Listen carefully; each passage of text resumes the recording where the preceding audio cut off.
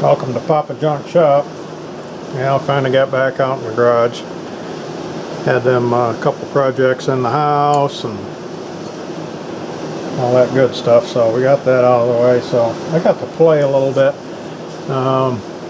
Messed around with the smart drive a little bit, trying the jack shaft and without it, and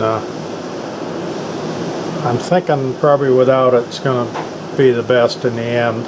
Of course, I don't have enough water to really tell yet. Hopefully we're going to get a thaw and we'll get some water. Of course, it takes a couple days after a rain or a thaw before the water level comes up in the pond. But in the meantime, I put my EP Ever MPPT charge controller on my solar panels, just so I could work with it a little bit and see how well it worked, and worked pretty good for 3 days. Fourth day I looked and didn't show anything coming in on the PV amp wise. Showed it lit up and everything, and showed no amps going into the battery, but my other metering said that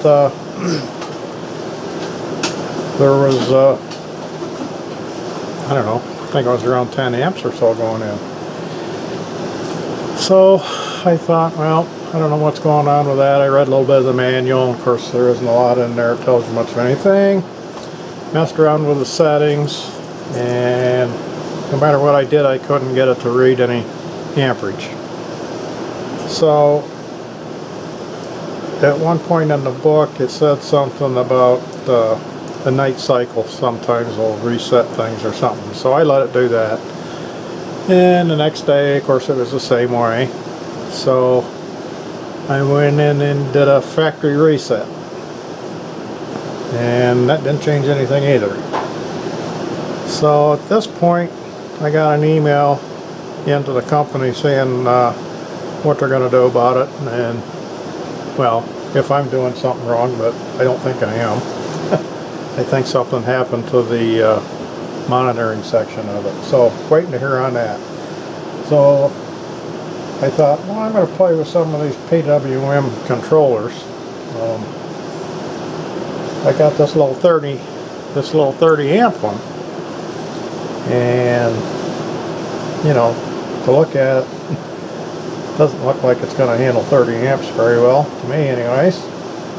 So I hooked it up on the bench, and I run about 10 or 12 amps in it. And the MOSFETs, which are here on the back, which I got pried out, and they just kind of lean on a little tin cover. They got really hot really quick. So I thought, well, we need to put a heat sink on there. So I come up with this heat sink where these let's see if I can just, these go in there, and it clamps on there. I don't know if you're going to be able to see it. It clamps on there. Anyways, I got that size heat sink on it and did the same thing again, and did pretty good. Got rid of the heat. I mean, you could touch everything. Heat sink was getting warm, but the circuit traces were so hot you couldn't touch them. So I thought, boy, that isn't going to work out at all. These need to be beefed up with some solder or something to carry the current. So I thought I'd give that a try. So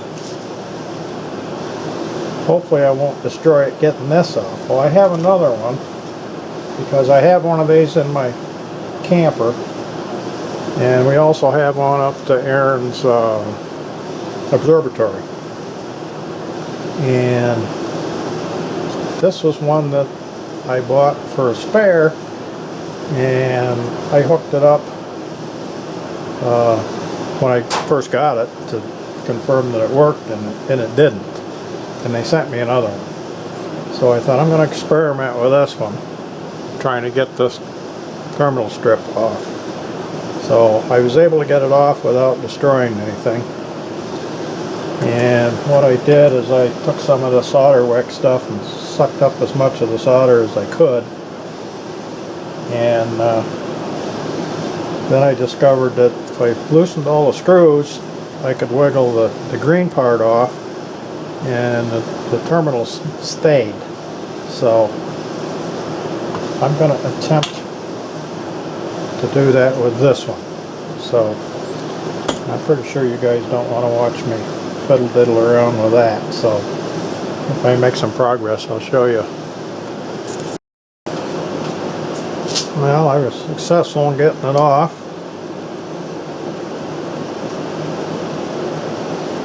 I think I'll probably have to pull each one of these off like I did on the other one, because I got to get back in there and clean up all them traces, get all that green insulating stuff off of there, and find out which way they go. Then I can build them up with a little bit of solder. And this side I should be able to do okay without disturbing anything. So I'm gonna go ahead and get started on that. Okay, I got one done right here. Goes to one leg of that MOSFET. You can see right there I got it built up with solder. That's the ground side of the photovoltaic solar panel. And I got another trace here, the green stuff all scratched off, and I'll build that up with solder. And the next one I think is right here, the battery minus, which only goes right up to there. So I'm gonna work on her some more.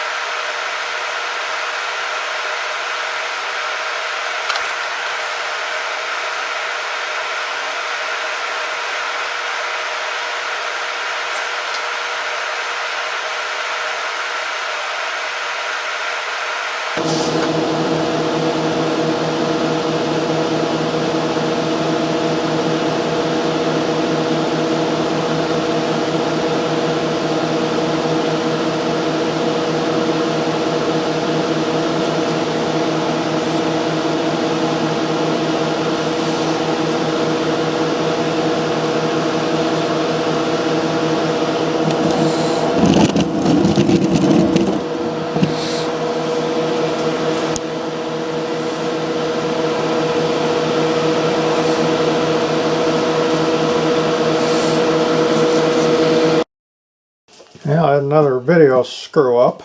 I think the card got corrupted or something, because part of the video was good, and the part where I showed you the final results of the repair and testing of it was all just like pixelated, and there was one little spot that was clear, which you just seen that little bit. So I thought I'd maybe reshoot it, and then I changed my mind. It's a lot of messing around. So I got a new card put in the camera, or another card, and it's, when I put it in there, it says repairing data. That's a completely different card. And when I went to shut my camera off to, you know, thinking the video was finished up, I couldn't shut the camera off. I had to take the battery out to get it to shut down. So, like I say, I got another card in it and everything seems to be fine. So, I'm going to show you the final results. I took the heatsink and stuff back off. Hopefully you'll be able to see it. You can see there where I did those traces. And on the back side I did along here in those two. And it seemed to work fine. The heatsink got a little bit warm.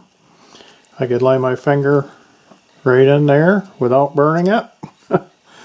And that was with I think around between 13 and 15 amps,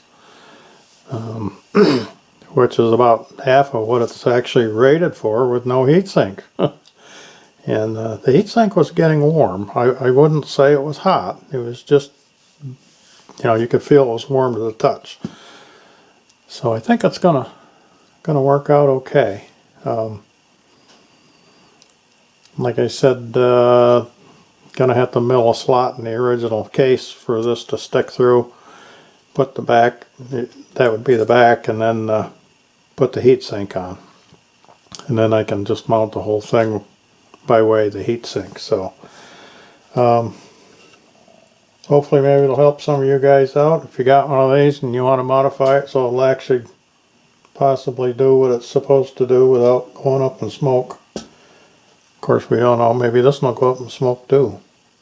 I'm going to hook her up and give her a whirl. I'll let you know what the outcome is. So, I'll call this a video for the second time. Give me a thumbs up if you enjoyed it. Haven't subscribed, please do. Thanks for watching. We'll see you next time.